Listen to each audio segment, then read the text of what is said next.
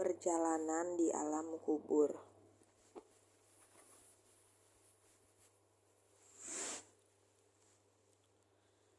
Nama saya Neneng, cukup terkenal di kawasan Tambun, Jawa Barat. Tak hanya itu, wanita ini juga menjadi incaran para laki-laki.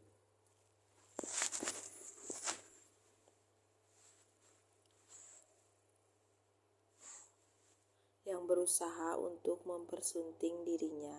Pasalnya, Neneng mempunyai kecantikan dan keindahan tubuh yang sangat luar biasa.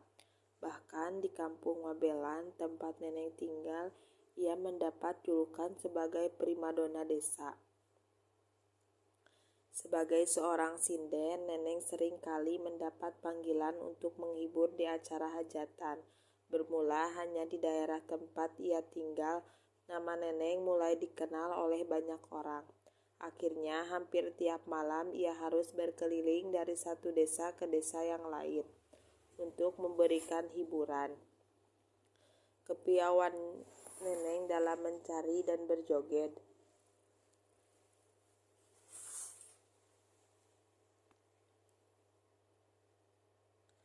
memang patut diberi acungan jempol, sehingga tak heran jika dalam penampilannya banyak laki-laki yang nyawer atau memberikan uang sekedar untuk bisa berjoget dan menyentuh tubuh Neneng yang sangat menggoda. Makin sering Neneng menghibur, makin banyak laki-laki yang berusaha untuk mendapatkan cinta dari Neneng. Setelah sekian lama hidup melajang, akhirnya Neneng membuka pintu hatinya pada seorang pria yang sangat mencintainya. Sebut saja pria itu Nandar.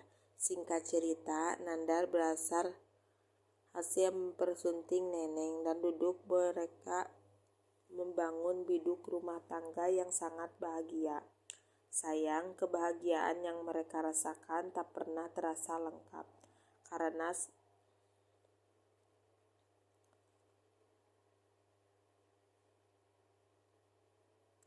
karena setelah 5 tahun menikah, mereka belum juga diberikan keturunan. Merasa tak bisa mendapat apa-apa dari Neneng, akhirnya Nandar mulai menebar pesona dengan wanita lain.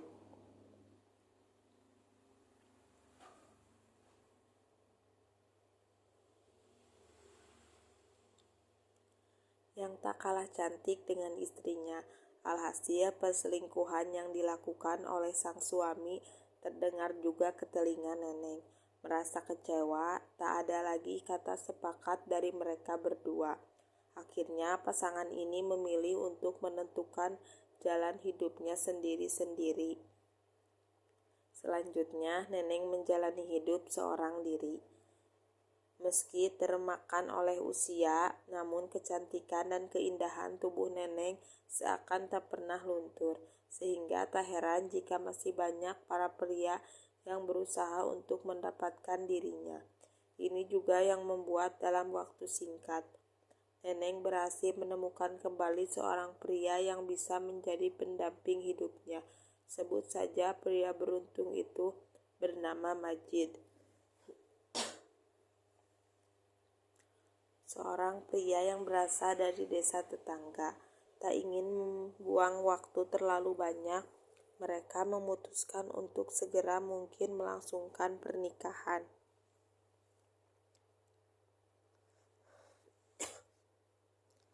Saat hari paling bahagia bersejarah itu dilangsungkan, Neneng mendapat sebuah bingkisan dari sang mantan suami. Karena masih memiliki rasa cinta dengan mantan suaminya, akhirnya bingkisan tersebut ia simpan dengan hati-hati. Ketika para tamu mulai pulang satu persatu, Neneng kembali teringat akan bingkisan yang diberikan oleh Nandar mantan suaminya. Ketika bingkisan itu dibuka, hanya terdapat sebuah tusuk konde yang sudah sangat usang. Namun ada sebuah kejadian yang cukup muskil saat kotak tusuk konde itu dibuka karena dari kotak tersebut keluar kumpulan asap putih disertai bau kemenyan yang sangat menyengat hidung. Ternyata asap itu menimbulkan dampak yang sangat dirasakan oleh Neneng.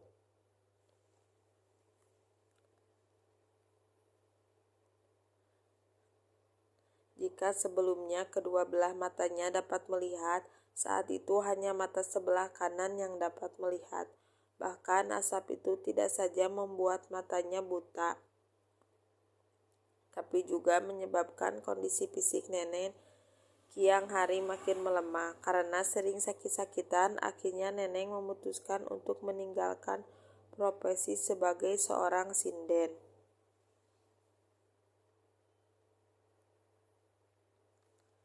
Berbagai upaya penyembuhan mulai dilakukan oleh pasangan suami istri ini. Tetap saja hasilnya tak pernah memuaskan. Namun dari sekian banyak paranormal yang didatangi, dapat ditarik kesimpulan kalau Neneng terkena guna-guna yang dikirim oleh orang yang merasa sakit hati padanya. Konon orang yang tega melakukan hal ini pada Neneng adalah mantan suaminya sendiri. Mungkin Nandar masih mencintai Neneng sehingga ia tidak rela jika mantan istrinya membina rumah tangga dengan orang lain. Sayang, rumah tangga yang mereka bangun harus terlewat dengan cepat karena takdir. Majid yang sangat mencintai dan menyayanginya harus pergi meninggalkan selama-lamanya karena sakit yang tak kunjung sembuh. Rupanya kematian sang suami membuat penyakit Neneng juga semakin parah. Hingga pada akhirnya Neneng menyusul jejak suami tercintanya. Mendengar Neneng meninggal, segera berdatangan untuk mengurus jenazahnya. Setelah proses pemandikan sampai mensolatkan selesai, mayat pesinden ini siap untuk dimasukkan ke liang kubur. Ketika semua telah siap, tiba-tiba terjadi peristiwa yang sangat mengejutkan. Jenazah Nenek yang tadinya terbujur kaku tiba-tiba bergerak kencang hingga membukakan tali pocong dan kain kapan yang menyelimuti tubuhnya. Kejadian misterius tersebut tentu saja membuat para pengiring jenazah gempar. Bahkan ada pula yang mengambil langkah 1000 karena ketakutan. Apa yang terjadi pada diri saya, ucap Neneng penuh keheranan. Ketika sadar kalau Neneng benar-benar hidup, para pelayat pun kembali menguburi jenazah Neneng.